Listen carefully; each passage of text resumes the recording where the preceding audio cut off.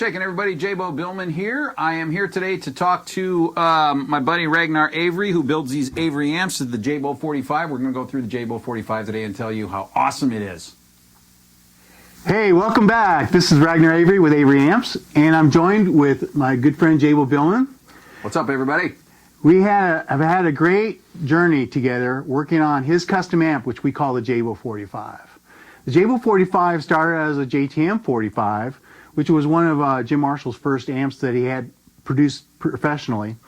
And we've taken it over a period of about 2 years, right? Mm-hmm. And really dialed this amp into Jabo's exacting needs as an artist. So we're going to talk a little bit about this story over the next few minutes. All right, Jabo? Yeah, man, absolutely.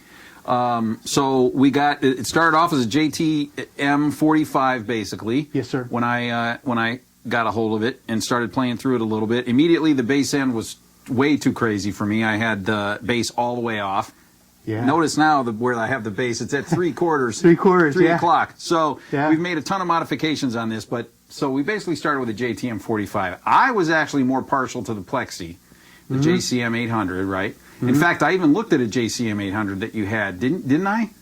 Didn't I get a JCM 800 yes, head at one yeah. point? Yeah, you did. But yeah, we went back to this one because I don't know why. There's just some mojo in here that I liked that we started with. Yeah, well, it had a number of elements of the JTM-45 are interesting because it has the 4 inputs, although one of the inputs I've used for a master volume, which, again, was something you wanted to have because you wanted to adjust to stage volume. So this did not have a master volume on it when I first got a hold of it? No, it did. It did. It did. But that's not something that you would normally find on the JTM-45? No, normally it just has the 4 inputs. Ah, okay. So there's a good Avery upgrade right there. Exactly. Because look, man, I think you got to have a master volume. It does affect the overall tone, but only because what it's doing is it's taking the dial, it's taking your tone and just making everything louder. So it does have an effect on maybe the high end, maybe the low end.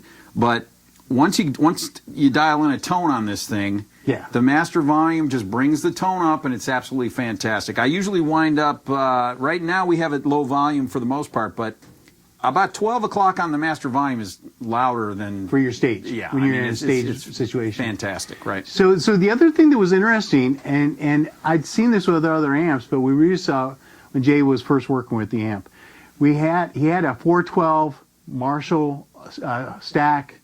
That one right behind you. Right by us that we could use. And he calls me up and he goes, "This amp is unusable. I'm not getting the tones." Right? I'm not getting the tones that I got in your basement. And I said, "This amp is unusable." That's harsh, man. I know. Well, you know me. I'm willing to put it out there. And so I bring in a 212 cab that's open back with some custom selections. Right, which the open back, of course, that was a big thing with me. And immediately you go, "Oh, wait a minute. This sounds so much better." Which was new because I didn't understand really the value of the speaker. Right. How much of a difference that actually makes. But you were big on the speaker thing all the time. Yes. You always talked about the difference in speakers. And so, whatever we finally wound up in this Celestion, what? Yeah, they're basically a Celestion 60 watt, kind of on the creamback style. Okay. That was perfect for this. Open back cab. Yeah. 212. Yep. Parallel, right? Yep. So that made a huge difference right off the bat. But then he's working in the studio and he's going, "Yeah, this is working okay." But then when you were prepping for stage volume because you were getting ready for a gig, we ran into issue when he had his pedal plugged in. He was using the overdrive and distortion pedal. You had this woofiness that was coming through on the bass end. Right. And you go, "Hang on. This amp is not going to work for me because at stage volume," very important learning from Jabo. At stage volume, this amp is giving me tones that are not needed and really unusable. Right. So, which is the thing, right? I mean, for a pro, it really comes down to stage volume eventually. In your house, in your studio, whatever, the volumes can be everywhere. But at a stage volume, you need a certain amount of volume that's going to be a usable volume. Again, with some amps, the more you crank it, the crazier everything gets, and eventually it breaks up so much that it's useless. That was the other thing too, is the breakup threshold with me, is that I wanted the amp to be very clean as opposed to breaking up on a lower volume. Hence the 45, 50 watt amp. Right, exactly. These are using Yeah. KT66s, which is a very traditional tube setup for the power tubes on JTM 45. Yeah. So I think we got the breakup totally under control. We can get a nice stage volume without a lot of breakup, which is great. That's what I want, because again, the pedals thing is big. That everybody that's playing the guitar, the electric guitar, is using pedals, and you have to have an amp that takes pedals well. And this thing, so what happened was is it wasn't taking pedals great, but I finally wound up to just using the normal channel, Right. and that's where it started to tamed it down and started making a little bit more sense. Yeah. And so, well, let's talk about so as we had discussed and got into this, you started making changes to the tone stack. So the first tone stack change was we moved the bass circuit more to a plexi. And it really helped me understand why Jim Marshall came out with a plexi. Because if you look at them side by side, you go, what's the big deal? But it's in that minutia of the tone stack, and we're talking just a couple of components, literally a couple of components. It changes everything. And as soon as we did what I would call the plexi tone stack mod, all of a sudden you had the tone was right where you needed it at studio volume and at stage volume. You did not have, we got rid of the woofiness. Right. Which was amazing. That was. But then, as he's working with the amp, and this is the beautiful thing, is you were working with the amp almost on a daily basis, right? Yeah. Yeah. You were recording with it, you were using it in gigs and stuff. And the next thing that Jabo saw was that he could not barely even have the treble cracked. Right. Matter of fact, sometimes you'd have it turned off. Again, that's also another reason why I went to the normal channel, because the other a little channels darker. were so high-endy. Right. So I did that and sort of worked the tone stack that way. But that's a much darker side of the amp, and so it was working out great. Yeah. But I think at that point what happened is that the amp got too dark. You know, it was just like I couldn't really do too much with it. And then, so if you can see, I have this jumper here, which is using both of the channels on this amp at the same time, which allows me to use the high treble and the normal channels together as like overall EQs, which is super great, and volume as well. And that is, I didn't do that for a long time. I started there, and then I went to the normal, and then I went back to this, and this is where I'm at now with the jumper, because I love it, because it's so easy to just sort of dial in some different changes based on the room or whatever it is that we're working on, studio or whatever like that. Pretty easy. They're very sensitive. So let's just run through that a little bit. So I'm using my Reverend OG right now. This is a double agent. Humbucker in the bridge, P90 in the neck, and I've got the bass, the Reverend bass roll off all the way off. Right now I'm just on the P90. So this is a super nice stratty kind of sound.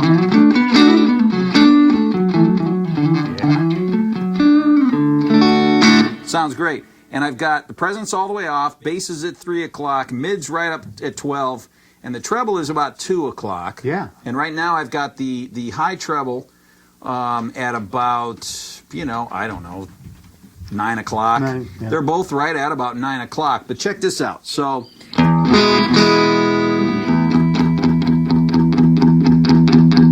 right there, you see how that high jumped up? So if I'm somewhere where I need a little bit more high end without messing with my overall tone structure, I can just grab this high end knob and pull it up. It also gets a little bit, the high treble, it also gets a little louder. Same thing with the normal channel. If I find that I'm needing a little more bottom end on it, it just it comes in quick. Yeah. Well, that's a lot quicker than I expected. And that sounds great.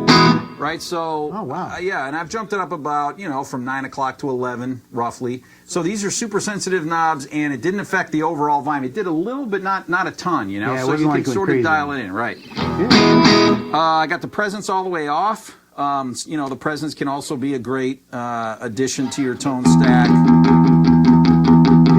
Right about 12 o'clock, it's starting to kick in. That reminds me, too, the other thing is that when we first started on this deal, the pots were very sensitive. Yeah. You remember that? Yeah. And I was like, I don't want pots that are so sensitive. I want to turn it a 1/4 inch before I really hear much of anything. And so you changed some caps, and we changed the pots around a little bit. That's really the other mod. When we worked in the treble space, we really worked with kind of making the treble stack, part of the stack, which is interactive with the mid-range, making it more usable for Jabo. And the interesting thing is that when I went back and looked at some of the other Marshall styles that I build, I'd heard the same complaint, and I realized it's core to what Marshall sound is. But the issue is many of the players won't even turn on the treble, and so then they have a struggle because it kind of limits the ability for them to tune in their tone the way they want it. Yeah, I mean, anything that's at 0 or maxed, Yeah. you know, you're not getting any headroom there. There's nothing you can work with. So I think we toned down, or toned in at least, the tone stack to the point where it's something that I can work with to get what I want, and then it is very usable that way. Yeah, and so then the final piece that I threw at Jabo, this was actually kind of something I'd learned from a previous build. I had made a couple of other JCM 800s, and one of the things that I learned in my amp building is that there's a spot where I can put some switching in that allows for choices in how the stack feeds into the tone areas, your thing, and so it creates a different voicing. So what I did is I took a JCM 800 head, but then allowed a switch so that you could bring in a JTM 45 sound into a JCM 800 head. Thus the Raginator switch. The Raginator switch, and I tested it out with you, and you immediately said, this is fantastic because it allows me now, if I'm going from single coil to humbuckers, it gives me another level of flexibility. So you know what we had to do. Put in the Raginator switch on the back. We put a Raginator switch on the back here, which basically is allowing the tone stack to have a little, and the JTM 45 would be a little darker. It would be a little, you know, a little more bassy leaning, where in the JCM 800, as Jim Marshall went through his evolution of making world-class amplifiers, it has a little bit more of a mid-range stack. Yeah. And so this has become really helpful for you because now, depending on the room, depending on the sound you're going for, depending on the guitar, you've got a couple of different levels of how you can dial in the tone to meet that need. Totally. And I mean, one of the things I can think of right now is if I was playing a club where the amp was set against the wall, or close to the wall, okay, that tends to make them sound woofier because they're getting this back end low end. You know, I can flip up to the JTM or to the JCM 800 and it gets rid of that woofiness without messing too much with the tone, or vice versa. If I pull it away from the wall, like here we're about 3 feet away from the wall, this is normally, you know, I mean, if it was a festival stage or something, you're out in the middle of nowhere, I would put, or your amp is a part of a backline stack usually. I would put it on the JCM 800. I mean, I'm pretty much on the JCM 800, I think now most of the time. I'll use the JTM in certain instances, or if I'm going for a little darker tone, depending on the guitar that I'm using. It sounds really good with the Reverend Rick Vito when I'm playing slide. Sometimes I go to the JTM 45 on that. So that is a really helpful switch. In fact, so much so I wanted you to turn it into a pedal. A pedal switcher. So development is still undergoing on that. Development is still happening. But we might get it. But why don't you hit the switch? It's on your side. We can make a couple of... So give me a little sound. Okay, now I'm turning the switch. There's the JTM 45 stack. Hear the darkness of it? Yep, right off the bat. And it's also breaking up a little harder. Still sounds pretty cool. Fantastic. But now, here's your JCM 800. That's awesome. It's very subtle.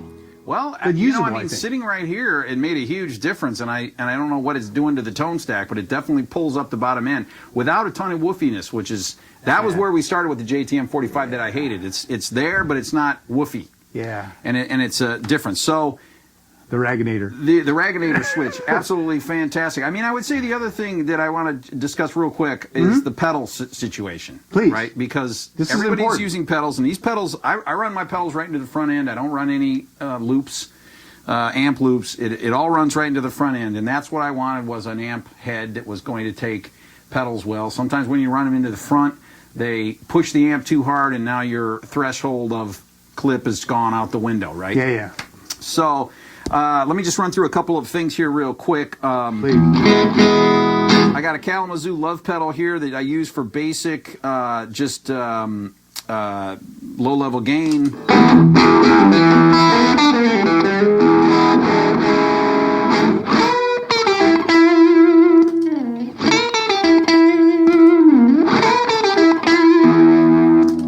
That's great. It's just a low-level gain, and you notice the amp is not. It's not getting any more distorted. It is because of the pedal, but it's not saturating. Yeah, that's very much like a Klon pedal, the famous Klon pedal.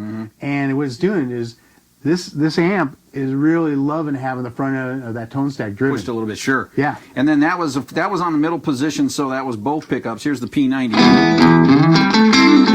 Clean.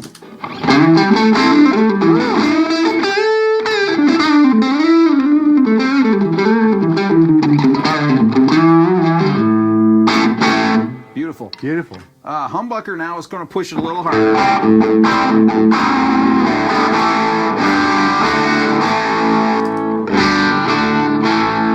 Nice. Right? Yeah, it's great. I mean, Nice. so the amp is breaking up just a hair, just a little bit with the humbucker.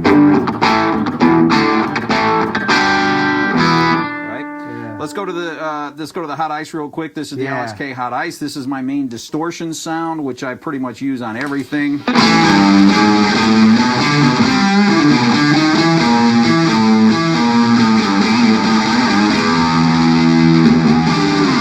Right, so... And by the way, you have a full review of this pedal using the JABO-45 Yep. on your channel. So on, if people want to learn YouTube more channel. about it, fantastic. Yeah, absolutely. So, again, taking it real well. I mean, it's not...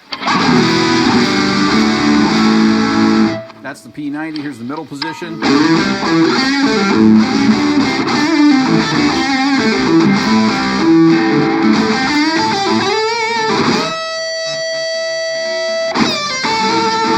Ooh, that is nice. And then the humbucker, of course.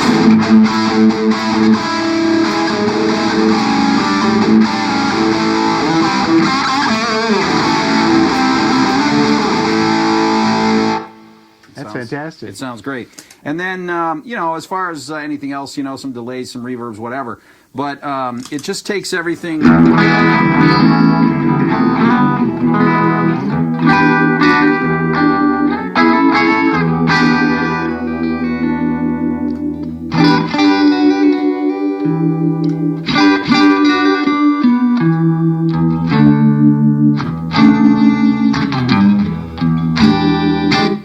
Just sounds so good, man. I mean, this thing is just really dialed in.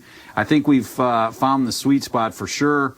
Again, presence is something that I might use to brighten it up just a hair, Yeah. just a little bit, top end, you know, like But the 20K. nice thing is it's usable. I know a lot of people Absolutely. will completely shy away from using a presence, but in the way we've got the stack now modified, it's really impressive to me that you're now, because you shied away from treble, and now you're able to use presence. Yeah. It's like, that's awesome, because now the amp becomes very much a palette, and that's really what we're trying to do, right? At Avery Amps, we're trying to do great tone, one amp at a time, and this is like the flagship of that, I think. Yeah, it has definitely been quite the journey, and we have come up with an amp that I love. I really do. It's amazing. I've used it on, I got new music coming out. I've used it on that. I've used it on all the stuff that we've been doing lately, and it is it's absolutely fantastic. I'm as happy as I can be with it. Great. Well, Olive hey, has joined us. yeah, hey. Nice. So, thanks for the time today. You got it, man. It's fantastic. My pleasure. Can you take us out with a little Jabo? I can if Olive is going to let me go. Get out of here. Go lay down. The little love machine. A little love machine. Let's see. Let's do a little. There you go.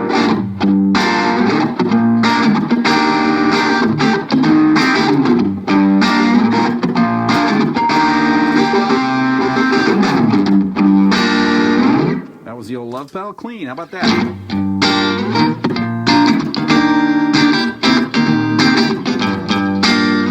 That's nice, man. It didn't break up at all. It was very clean. Had a little bit of a breakup, but that was good. It's perfect. Good. It was perfect. Well, So, thank yeah, you very much. My pleasure, man. Till next time.